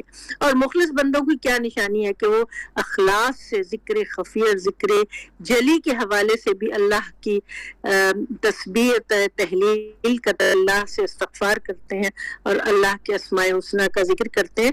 تو وسوسے کچھ بھی نہیں بگاڑ سکتے ان کا، جہاں تک میں تو اس کو سمجھتی ہوں، اور میرا اس پہ پورا یقین بھی ہے. جزاک اللہ. ٹھیک ہے جی، آپ اجازت دیں ختم کریں. ڈاکٹر یاسر حسین صاحب آخری بار شکریہ ادا کر دیں صاحبان کا تاکہ پروگرام ختم کریں. جی آج تو ماشاءاللہ شکریہ کی ایڈرک ہونے جا رہی ہے، اور پھر شکریہ، اور اس پہ کشف شیطانی اور کشف رحمانی پہ میرا ایک اپنا پروگرام بن رہا ہے، کچھ تھوڑا بہت کام کیا ہے کہ ایک مقالہ انشاءاللہ پیش کریں گے، یہ ضروری ہے۔ اور بہت سارے لوگ ہیں، کچھ کے ساتھ ہمارا واسطہ بھی پڑا، جو کشف شیطانی کی وجہ سے گمراہ ہو جاتے ہیں۔ وہ کشف کو سمجھ رہے ہوتے ہیں کہ شاید یہ رحمان کی طرف سے، لیکن ہوتا وہ شیطان کی طرف سے ہے۔ تو مختصر بات یہ ہے، مکتوبات امام ربانی میں ہی مجدد الفسانی رحمۃ اللہ علیہ نے فرمایا کہ کسی کو کوئی ایسا کشف ہو جائے تو وہ اس کو شریعت محمدی پہ پرکھے، کیونکہ لقد کان لکم فی رسول اللہ اسوۃ حسنہ، بہترین نمونہ رسول اللہ صلی اللہ علیہ وسلم کی ذات ہے۔ اگر وہ سنت سے متصادم جا رہا ہے تو کسی بھی کیفیت میں آئے تو جو ہی ہوش میں آئے تو اس کو ٹھکرا دے، وہ کشف شیطانی ہی ہے۔ اور ہاں، کچھ صوفیاء نے یہ کہا ہے کہ شیطان کو کئی ہزار نوری حربے بھی دیے گئے ہیں، اور یہ متقی لوگوں کو نوری حربوں کی ذریعے گمراہ کرتا ہے۔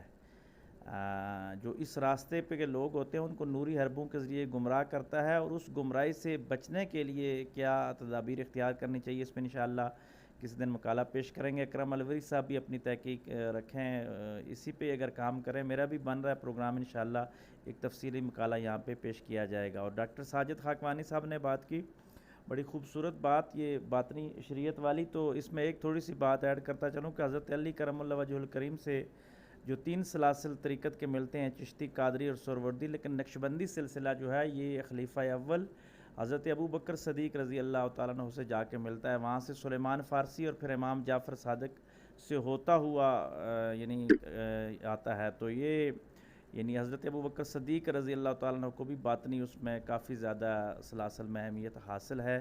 تو حضرت علی کرم اللہ وجہ الکریم کو تو امام کہا جاتا ہے بے شک۔ تو اسی پہ اختتام کرتے ہیں، پھر اگلی جمعرات کو ملتے ہیں۔ سبحان ربک رب العزت عما یصفون وسلام علی المرسلین والحمد للہ رب العالمین۔